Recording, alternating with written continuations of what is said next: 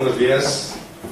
Vamos a comenzar leyendo el texto que tenemos en pantalla, si no lo hemos mal. Se encuentra en Primera de Corintios. Y vamos a irnos al primer capítulo.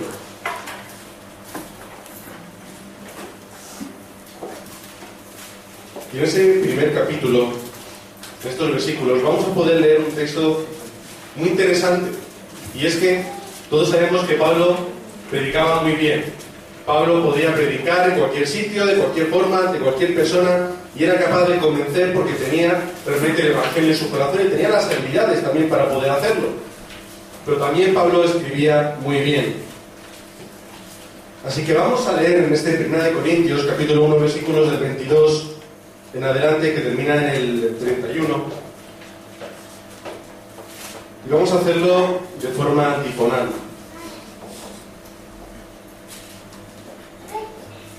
Empiezo yo en el 21 y dice así: pues ya que en la sabiduría de Dios el mundo no conoció a Dios, en el 21 no pasa nada, el mundo no conoció a Dios, mediante la sabiduría agradó a Dios salvar a los creyentes por la locura de la predicación. Porque los judíos tienen señales Y los griegos buscan sabiduría. Pero nosotros predicamos a Cristo crucificado, para los judíos ciertamente tropecedero y para los gentiles locura. Mas para los llamados, así judíos como griegos, Cristo, poder de Dios y sabiduría de Dios. Porque lo insensato de Dios es más sabio que los hombres, y lo débil de Dios es más fuerte que los hombres. Pues mirad, hermanos, vuestra oración, que no sois muchos sabios según la carne, ni muchos poderosos, ni muchos nobles, sino que lo necio del mundo escogió Dios para avergonzar a los sabios, y lo débil del mundo escogió Dios para avergonzar a los fuertes. Y lo débil del mundo y lo menospreciado escogió Dios, y lo que no es para deshacer lo que es, a fin de que nadie se jacte en su presencia. Mas poder es de nosotros en Cristo Jesús, el cual ha sido hecho por reconciliación, justificación, santificación y redención, para que, como está escrito, Él se gloriese en el Señor. Amén. Amén. Sube un poquito el micrófono, por favor. Porque veo que me voy a quedar sin voz dentro de un poquito y voy a tener que tirar de volumen. Como decía, Pablo era capaz de escribir de una forma muy sabia. Él sabía perfectamente a quién estaba escribiendo. Iglesia de Corinto eran griegos y tenían esa dualidad de pensamiento. Por una parte, muchos de los primeros cristianos eran judíos y estaban en una cultura helénica, una cultura, aparte de que estaban geográficamente, ellos ya habían absorbido, los judíos, también mucho del pensamiento griego. Entonces empieza hablando sobre una distinción, aunque podía realmente mezclarse, pero bueno, él lo hace así, hace este paralelismo entre judíos y griegos. Los judíos que buscaban las señales, que buscaban ver milagros, que buscaban, como Tomás, tocar, necesitaban ver, ¿verdad? Y era cierto, ¿por qué? Porque ellos también en su pensamiento, cuando pensaban en el Mesías, no era un Mesías humilde, no era un Mesías pobre, no era un Mesías que no viniese con un ejército a quitar a los romanos y a establecer el Estado de Israel como estaba. Eso era lo que ellos querían en mente. Lo que ellos querían ver, tenían que tener ese tipo de señales. Y luego además, como sabemos, todos los fariseos hacían que la religión judía fuese una religión externa, no fuese una religión vivida de dentro, sino que todo tenía que salir hacia afuera, tenían que aparentar, tenían que ser vistosos, tenían que ir de cierta forma, tenían que hacer cosas, tenían que decir todo para que realmente fuesen los verdaderos creyentes, unos verdaderos religiosos. Y habla de los griegos como buscadores de la sabiduría. Esto todos lo sabemos, la filosofía como tal la conocemos hoy nace en Grecia, ¿verdad? Y nace en Grecia por la necesidad de responder a las preguntas que los mitos ya no podían responder. Los mitos griegos que ya conocemos, como por ejemplo Zeus y demás dioses de la mitología griega, ya no podían responder a las preguntas. ¿Por qué? Porque ya el comercio griego se había extendido de tal forma que muchos pensamientos de fuera entraban dentro de Grecia y ya chocaban con sus mitos y con sus leyendas. Tenían que buscar respuestas a por qué el mundo estaba ahí. Por eso nació la filosofía, para buscar las respuestas. Y era los griegos lo que valoraban. Cómo era el pensamiento, cómo la persona hablaba, cómo era capaz de pensar. Y Pablo conocía y sabía expresarse de tal forma que podía llegar hasta el pensamiento de los judíos. Y eso era aquel entonces, pero hoy también nos sucede lo mismo. Hoy valoramos mucho lo empírico, lo que se ve, lo que se toca, lo que se nos demuestra. La ciencia nos intenta enseñar que si algo no se puede demostrar a través de la ciencia, no existe. Y la gente te dice, bueno, si Dios existe, pues demuéstramelo. Y es lo que la gente quiere ver señales, quiere tocar, quiere sentir, para después poder creer. Y la sabiduría también. Hoy se busca el saber, se busca el tener conocimiento, el que una persona tenga un estatus, que tenga unos estudios, tenga un buen trabajo, tenga un buen nivel. Si, por ejemplo, incluso en el mundo cristiano, si tú eres doctor en teología, ya nadie te puede decir nada. No te puede rebatir nada. ¿Por qué? Porque tienes un estatus, tienes una sabiduría y tienes un título. Pues eso también ocurre hoy en día. Y además, en ese texto continúa hablando Pablo sobre sabio y necio. Hace otra vez otro paralelismo, el sabio y el necio, contrapuestos. Y lo hace de una forma muy inteligente, porque Pablo, como he dicho, sabiendo cómo era el pensamiento griego, sabía que el teatro griego tenía esa variedad, tenía ese paralelismo. Siempre estaba el héroe que aparentaba ser como necio, pero al final acababa resolviendo los problemas, acababa triunfante, siendo realmente demostrado como sabio. Y luego el necio, que pretendía ser sabio, se quería llevar la gloria del héroe, pero al final siempre acababa desairado. Y Pablo conocía este pensamiento, sabía que hablando entre el necio y el sabio, ellos iban a poder relacionar con su cultura ese tipo de pensamiento. ¿Y por qué Pablo está hablando de necio y de sabio? Porque quiere dejar claro que lo grande y lo pequeño no siempre es como nosotros lo vemos, ¿verdad? Y dice, lo pequeño de Dios, lo necio, como dice, lo necio, lo débil, lo insensato de Dios, es mucho más grande que lo más fuerte y lo más sabio de las personas. Es decir, Dios, como en ese teatro griego, aunque cogieses lo más débil de Dios y lo más necio, iba a ser siempre más grande que los hombres. Primero lo que está haciendo es poner en un puesto primordial a Dios. Dios es más grande que toda la cosa que pueda haber en la tierra. Por lo tanto, si nosotros somos hijos de Dios, si Dios nos ha escogido y estamos con Él, aunque nosotros podamos ser esa parte débil, esa parte insensata, esa parte que es poco sabia de Dios, siempre vamos a poder ser más grande que todo lo demás.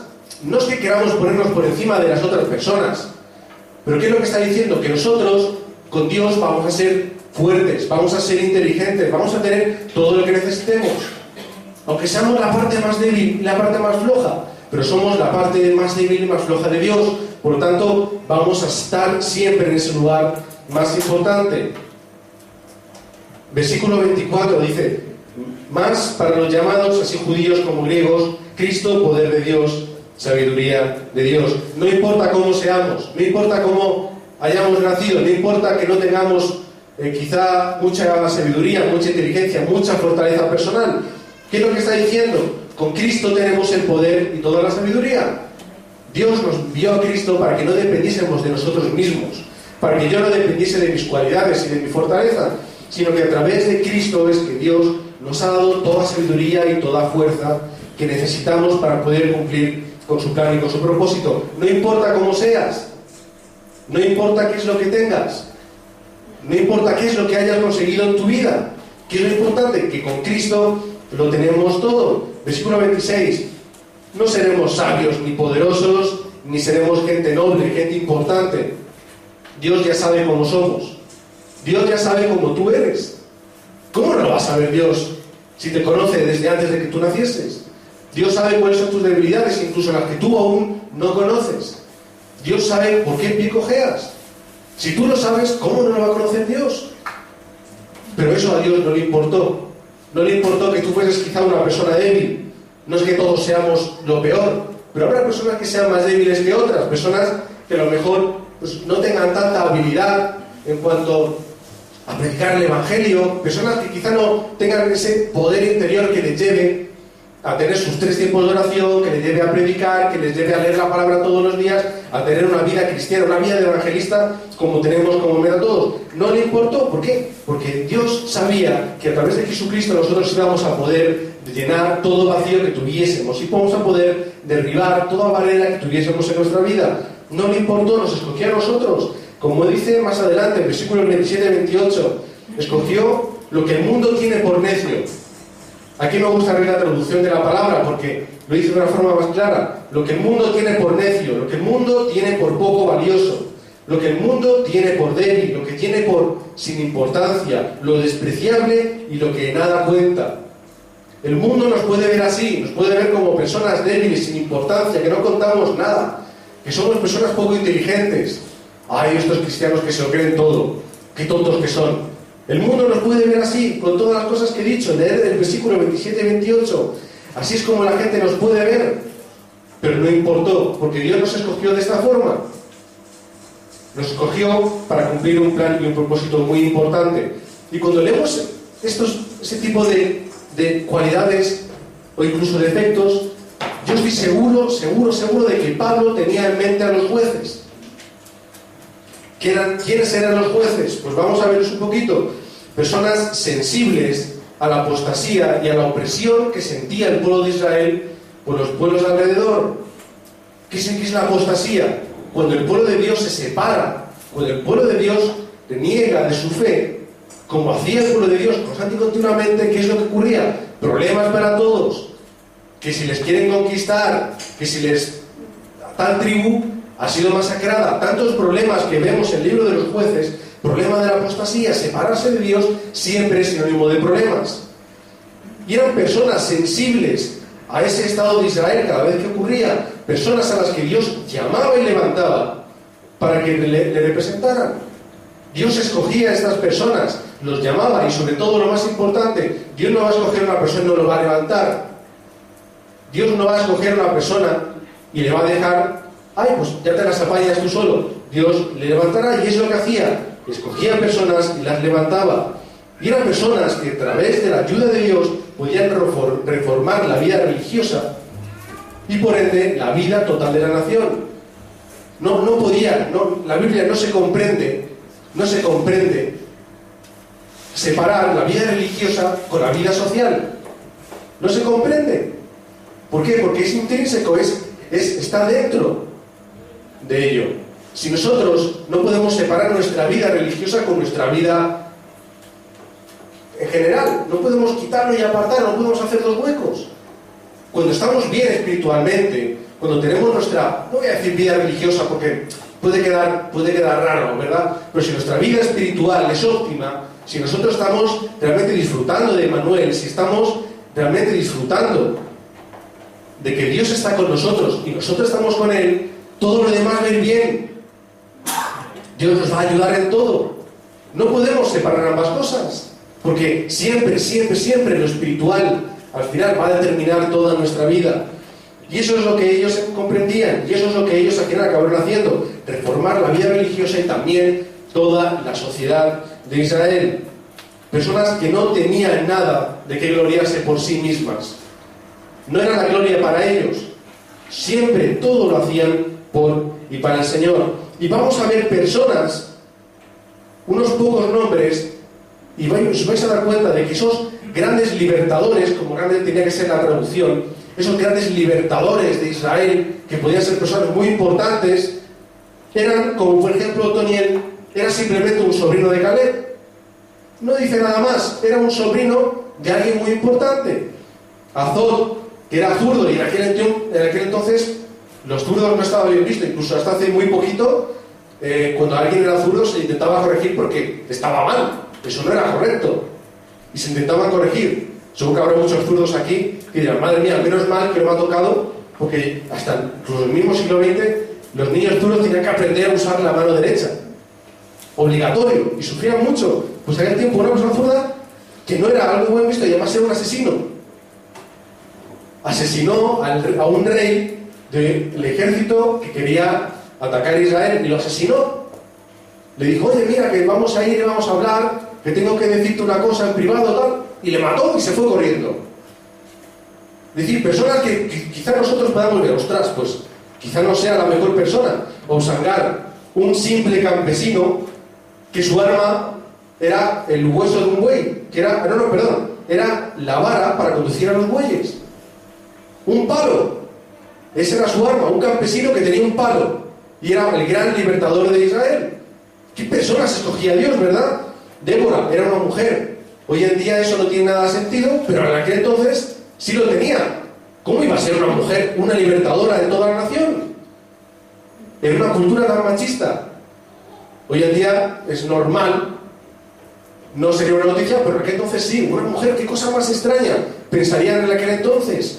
Personas variadas, personas variopintas, personas que aparentemente nadie hubiera escogido para libertar a una nación entera. Pero también Dios escogió a Gedeón, otra vez, un campesino. Era el hijo de una familia muy pobre y secundaria en la tribu más pobre de todas. Es decir, podría ser como la familia más pobre de los pobres. Y Dios escoge a Gedeón. ¿Por qué escoge a Gedeón? Porque tenía su corazón con Dios. Y aquello es lo que le había hecho realmente clamar al Señor. Él conocía perfectamente la historia de Israel, sabía lo que Dios había hecho. Decía, ¿por qué esto no puede ocurrir ahora? ¿Por qué ahora mismo no podemos también librarnos de estos nuestros enemigos? ¿Por qué no volvemos a Dios? Él lo tenía en su corazón, sabía qué es lo que estaba ocurriendo. También conocía el pasado y sabía que si otra vez Israel volvía a estar dentro del Señor, no habría ningún problema. Dios estaría con ellos. Es decir, conocía el pasado, sabía el presente y también conocía el futuro. ¿Qué es lo que podía pasar si esa apostasía se eliminaba? Tenía total confianza de lo que Dios podía hacer. Tenía fe. Y eso es lo que nos falta mucho. Tenía fe en medio del desastre. Tenía mucha fe. Tuvo un encuentro con Dios, un encuentro personal, y el cual recibió una comisión y una promesa. Nosotros también hemos recibido una comisión y una promesa. Nos hemos hartado de predicar y de hablar y de leer sobre Hechos 1:8, sobre Mateo, y lo hemos leído muchísimas veces y no lo terminamos de creer. Una comisión y una promesa. Gedeón la recibió y lo tomó como un pacto para toda su vida. ¿Y qué fue lo primero que hizo Gedeón? Si lo leemos en el capítulo 6 de Jueces, vamos a ver que lo primero que él hizo fue decir sí Señor, y hizo culto. No se fue a su casa a tener miedo. Madre mía, lo que va a pasar, qué va a ocurrir, nos van a matar a todos. No hizo eso. ¿Qué es lo que hizo? Señor, si tú esto me has dado una promesa, la vas a cumplir. Si yo tengo que ir a dar mi vida por esta promesa, yo lo voy a hacer, y además voy a hacerte culto. Lo primero que hizo, dar culto a Dios. ¿Qué es lo que nosotros hacemos cuando somos bendecidos? ¿Damos culto a Dios? Es lo que tenemos que hacer siempre al principio de todo. Y vamos a avanzar un poquito más, de una forma muy breve. Vamos al capítulo 7. Me encanta este capítulo porque vemos cómo se van a enfrentar a Madián. Un ejército enorme. Más adelante dicen que se asomaron y veían como todo el terreno como si fuera un campo lleno de langostas. Así era el ejército. Miles, miles y miles de soldados. E Israel reúne un ejército de 32.000. Lo tenían perdido.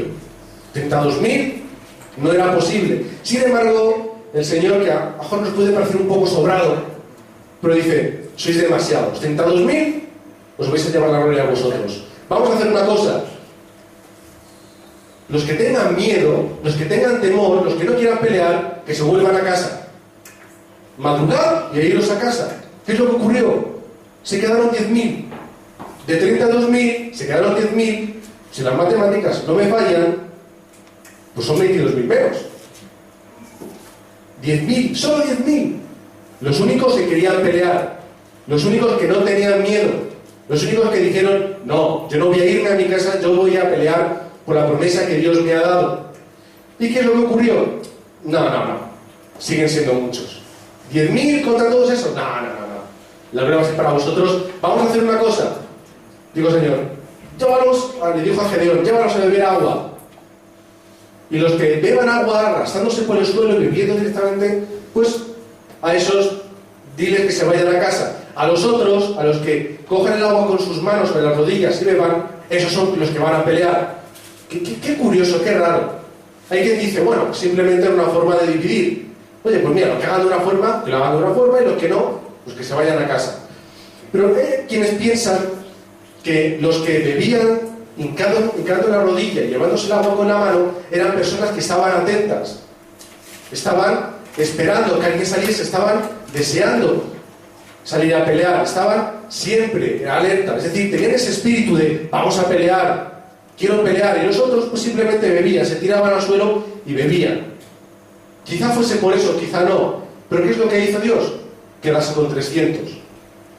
Y no voy a hacer el chiste fácil de la película de Leónidas y los 300, pero eran 300 contra miles, era una locura, pero eran los 300 que Dios había escogido, eran los 300 que tenían valor, que querían pelear por Dios y que además estaban deseando cumplir con la palabra que Dios les había dado. Solo 372.000 que había en un principio. Fijaros la criba que había realizado Dios. ¿Y qué es lo que al final ocurrió? No os preocupéis, no voy a estar leyendo mucho más. Que ganaron. ¿Pero cómo es posible? Pues mira, muy fácil, no tuvieron ni que pelear. No tuvieron ni que pelear. Le dijo Dios, coged las trompetas, coged unas tinajas, tirarlas al suelo, romperlas y tocar toda la trompeta. Y de una forma milagrosa se empezaron como a matar entre ellos y salieron huyendo. No tuvieron ni que pelear, ni que coger una espada. Las dejaron en casa, las dejaron en las tiendas o en el campamento. 300 pudieron vencer, y aunque solo hubiera habido uno, también hubiera vencido, porque estaba con Dios y había recibido una promesa. Dios no utilizó a los que tenían miedo, no utilizó a los que no querían pelear. Dios utilizó a los que querían estar en vanguardia, los que querían tener la victoria, los que querían realmente recibir las respuestas y ver las evidencias en el campo. Es que eran muy pocos, podemos decir, es que eran muy débiles, es que a lo mejor no eran los más fuertes, no eran los más inteligentes, no eran los más avezados en combate, no eran a lo mejor las personas que tenían más experiencia, no eran los más grandes y los que tenían más habilidades para pelear, posiblemente no fuera ninguno de esos. En 300, en la película que quizá habremos visto todos, eran los mejores soldados de todos. Aquí ni eso. Pero pudieron vencer. Todo el pueblo de Israel, todos los 22.000 restantes, y bueno, realmente la resta la podéis hacer, todo el resto del ejército disfrutó de la victoria. También la disfrutó. También tuvieron gran bendición. Y los que se quedaron en casa porque no podían luchar, como seguramente las mujeres, los niños y ancianos, también disfrutaron de la victoria. ¡Qué gran bendición hemos ganado! Pero no pudieron ver la victoria, no pudieron experimentar en su vida lo que Dios había hecho y lo que Dios tenía en el campo. No lo pudieron pisar, no lo pudieron tocar, no lo pudieron saborear. Por eso mismo nosotros a veces somos como ese pueblo de Israel que nos quedamos en las tiendas con miedo, sin ganas de pelear. Y aunque hayamos recibido una promesa de parte de Dios, no queremos hacerlo. Bueno, tenemos bendiciones, somos hijos de Dios y Dios siempre nos va a bendecir y al final iremos al cielo, tenemos muchas bendiciones, pero no vamos a poder saborear la victoria, no vamos a poder ver las evidencias que Dios tiene en el campo para nosotros. Por eso, a través de la promesa que Dios nos ha dado, no tengáis miedo, no seáis temerosos. Incluso aún os digo más, tened ganas de pelear esa guerra espiritual, que es fácil, lo podéis hacer, porque es una promesa por Dios. No os importa que quizás no seáis las personas más inteligentes, o quizá con la capacidad oratoria más grande para poder dar el evangelio a una persona, o con las personas que quizá no tengáis el evangelio tan realizado que os salga solo, o personas que quizá digáis, me da mucha vergüenza, o yo no puedo, yo no valgo. No, eso son excusas, porque podéis hacerlo, Dios os lo ha dado en bandeja. Finalmente, volviendo a 1 Corintios, vemos el versículo 29 de ese primer capítulo, dice que nadie se jacte, como al igual que hizo con Gedeón. Seguramente Pablo tendría todo esto en mente, conociendo las escrituras como las conocía, diría, al igual que Dios no quería que la gente se jactase con Gedeón, tampoco os jactéis vosotros. No somos las personas más preparadas de la sociedad. Versículo 30 dice, con Cristo tenemos sabiduría, justificación, santificación y redención. Con Cristo lo tenemos todo. Cristo es suficiente para tu vida. Lo que encuentres en el mundo va, viene. ¿Cuántas veces, por ejemplo, un amigo nuestro se compró un coche nuevo, le costó mucho dinero, coche nuevo, recién sacado de fábrica, último modelo, ¿y qué es lo que pasó? No sé cuánto le duró el coche, meses o no sé, le robaron el coche y se tiró años pagando el coche sin tenerlo. Las cosas van y vienen. Tienes un problema eléctrico en casa, un chispazo, cortocircuito, se te quema la casa. Te has quedado sin casa. Cualquier cosa, incluso tienes pareja, dices, esto es lo más grande que tengo. Tienes pareja, estás enamorado, estás en ese tiempo en el que lo das todo por esa persona y al cabo de los 2 meses, ¿sabes? Pues no era para tanto, pues ya está, pues se ha ido. Todo se puede ir al garete, todo. Menos Cristo. Cristo es suficiente para tu vida. Y eso nunca va a irse. La promesa que Dios te ha dado, suficiente para tu vida. Es una promesa que Dios te ha dado y que va a cumplir. ¿Qué es lo que tienes que hacer? Ir a pelear. Ay, es que tengo miedo, es que son muchos. No importa. No seas como ese ejército que se tuvo que ir a casa porque tenía miedo. No seas como ese ejército que no tenía esa valentía y esas ganas de luchar. Ve a luchar, aunque seáis pocos, aunque seas pequeño. Como el título, aunque seas ese pequeño remanente, no importa.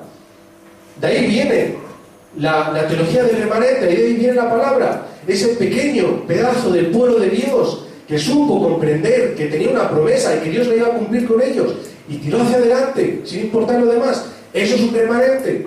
Quizá hemos gastado mucho la palabra llamando remanentes a los jóvenes, pero nosotros tenemos que ser ese remanente. Quizá un pueblo pequeño, no importa. Quizá un pueblo poco preparado, no importa. Pero un pueblo que va hacia la promesa que Dios le ha dado. Eso es lo que tenemos que ser.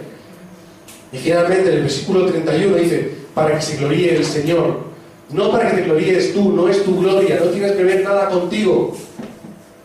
No tiene que ver nada contigo, es para que Dios se gloríe. Todo lo que hagas, para la gloria del Señor.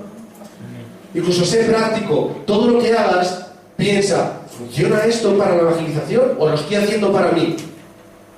Todo para la gloria de Dios. Pero desde ahora, no para más tarde, no para cuando sea. Ahora, todo para la gloria de Dios.